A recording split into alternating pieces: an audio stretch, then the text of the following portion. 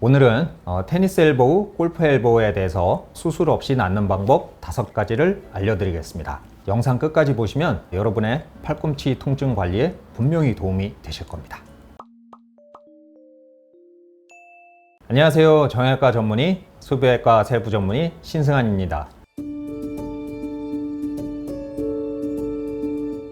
팔꿈치 통증 때문에 고생하시는 분들 정말 많으시죠? 먼저 테니스 엘보우와 골프 엘보우가 어떤 질환인지 설명드리겠습니다. 테니스 엘보우는 의학 용어로는 외상과염이라고 하고요. 팔꿈치의 바깥쪽 이 부위가 아픈 질환이 되겠습니다. 이 부위에서는 손목을 젖히고 손가락을 펴는 근육이 모두 이 팔꿈치의 바깥쪽에서 시작하는데요. 그 부위에 미세 손상이 생겨서 통증이 생기는 것이 테니스 엘보우가 되겠습니다. 골프 엘보우는 의학 용어로는 내상과염이라고 하고요. 반대로 손목과 손가락을 이렇게 굽히는 근육의 시작점이 이 안쪽에서 손상되어서 팔꿈치의 안쪽 이 부위가 아픈 질환이 되겠습니다. 이 두 질환은 모두 아픈 건 팔꿈치지만 원인은 손 사용에 있는데요. 손과 손목을 움직이는 근육이 팔꿈치에서 미세 파열이 생기는 겁니다. 여기서 질환의 핵심이 파열이라는 것이 아주 중요합니다. 이 엘보우는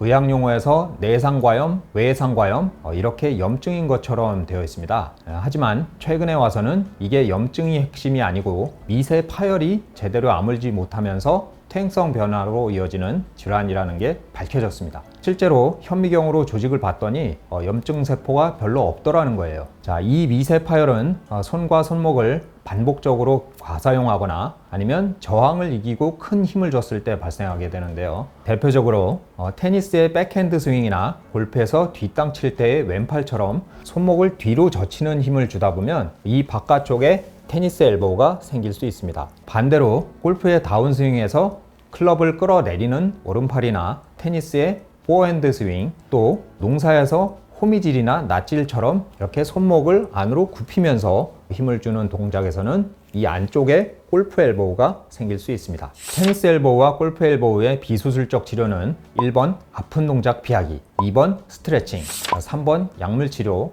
4번 주사 치료와 물리 치료, 그리고 5번 재활 강화 운동으로 요약될 수 있습니다. 그 중에 1번 아픈 동작 피하기가 사실은 가장 기본적이고 가장 중요한 치료인데요. 이 엘보우란 질환의 핵심이 미세 파열이라고 말씀드렸잖아요. 그 파열이 아물 시간을 주는 겁니다. 많은 분들이 이걸 염증이라고 생각하고 원인이 되는 동작은 계속 하면서 염증만 가라앉히려고 하다 보니까 파열이 아물지를 못하고 질환이 지속되는 겁니다. 우리가 어디가 찢어졌다고 생각해 보면 그 찢어진 곳을 자꾸 벌리면서 거기다가 약 바르고 물리치료하고 해봤자 잘 낫지가 않겠죠. 자, 이 아픈 동작 피하기라는 게 손을 평생 안 쓰라는 게 아닙니다. 파열된 것이 아물 때까지는 파열을 유발하는 동작을 피해야 한다는 거예요. 대표적으로 테니스 엘보우에서는 손등이 하늘로 오게 엎친 상태, 이렇게 손등이 하늘로 오게 한 상태에서 하는 질환은 다 피하는 것이 좋습니다. 물건을 들 때 이렇게 들지 말고 손바닥이 하늘로 오게 해서 이렇게 드셔야 돼요. 골프 엘보우에서는 반대로 뭔가를 잡아 끈다든지 무거운 물건을 손과 손목을 굽히면서 이렇게 든다든지 하는 동작을 가능하면 피하고요. 한 손으로 들 것을 두 손으로 들다거나 이렇게 아픔을 유발하는 동작을 피하는 것이 좋습니다. 그런데 사람마다 파열의 원인이 되는 동작은 다 다르기 때문에 이 팔꿈치가 아프게 되는 동작은 가능하면 다 피하거나 손의 위치를 바꿔서 작업을 해서 팔꿈치가 안 아프도록 하는 게 중요하고요. 이게 가장 중요한 치료입니다. 그러면 얼마나 오랫동안 피해야 하느냐? 저는 2달 정도를 말씀드립니다. 파열된 힘줄이 완전히 아무는 데는 보통 2달 정도 걸린다고 보고 있거든요. 다음으로 두 번째 중요한 것이 스트레칭입니다. 테니스 엘보우에서는 이렇게 팔꿈치를 편 채로 손목을 굽혀주는 스트레칭과 손가락을 말아 쥐고 이렇게 주먹을 말아 쥐고 이렇게 굽혀주는 이런 스트레칭을 하셔야 됩니다. 자, 이렇게 하면 이 손목과 손가락을 뒤로 젖히는 근육이 이렇게 스트레칭이 되게 되는데요. 중요한 건 센 힘으로 콱 하는 게 아니라 지그시 오래 하셔야 한다는 겁니다. 근육이 늘어나는 데에는 시간이 걸리거든요. 체조 선수처럼 다리를 이렇게 벌려서 찢는 것을 생각해 보면 다리를 벌렸다 옮겼다 하는 게 아니라 이렇게 벌린 채로 좀 뻐근하게 한참 있어야 근육이 늘어나잖아요. 또 갑자기 너무 확 벌리면 실제로 근육이 찢어지는 부상을 당하게 되죠. 자, 엘보우 스트레칭도 마찬가지입니다. 이렇게 지그시 오래 하셔야 돼요. 골프 엘보에서는 반대로 이렇게 손을 뒤로 젖혀주는 스트레칭을 하셔야 되는데 이것도 역시 지그시 오래 한 번 할 때 마음속으로 하나, 둘, 셋 이렇게 한 30 이상 셀 때까지 하는 것이 중요합니다.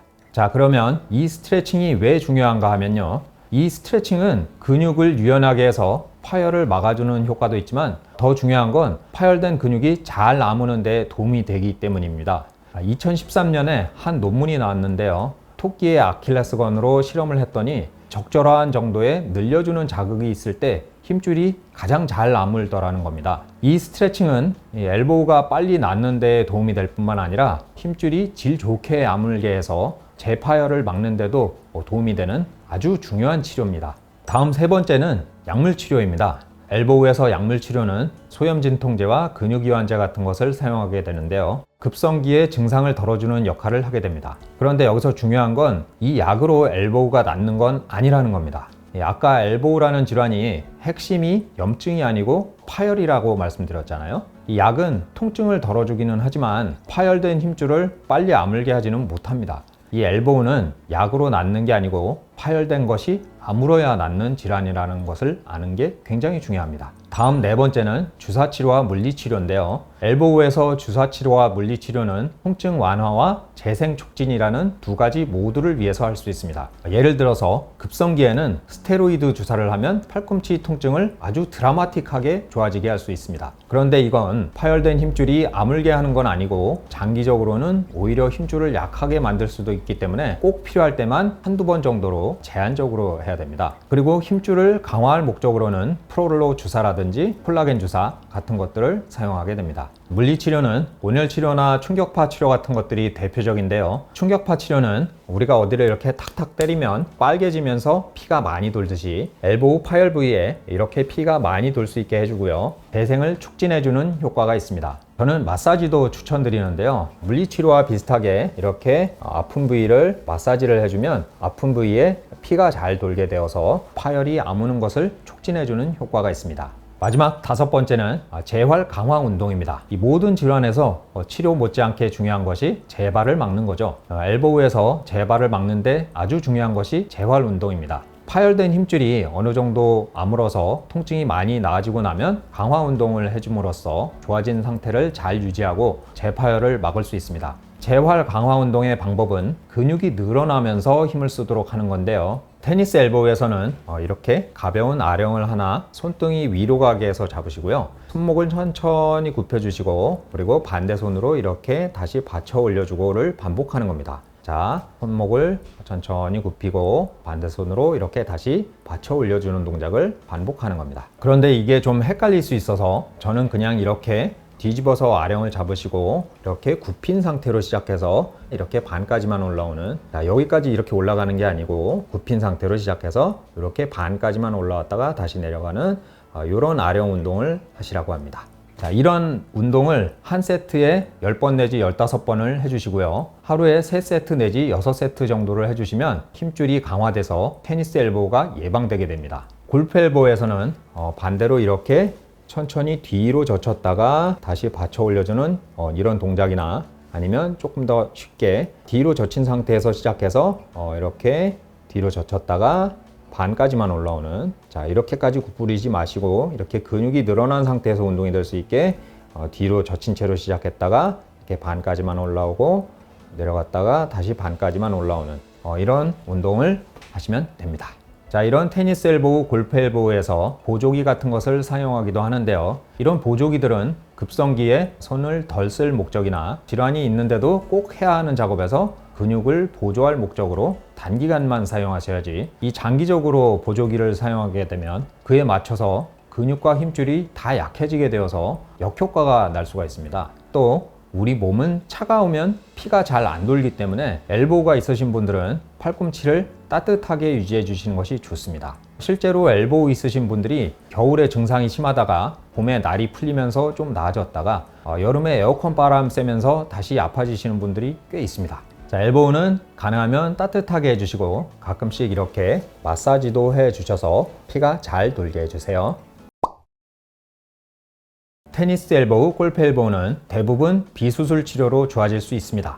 1번 아픈 동작 피하기, 2번 스트레칭, 3번 약물 치료, 4번 주사 치료와 물리 치료, 그리고 마지막으로 5번 재활 강화 운동인데요. 오늘 영상 내용을 꼭 숙지하시고 수술 없이 팔꿈치 통증에서 벗어나 보시기 바랍니다. 영상이 도움이 되었다면 구독과 좋아요, 댓글까지 꼭 부탁드립니다. 감사합니다.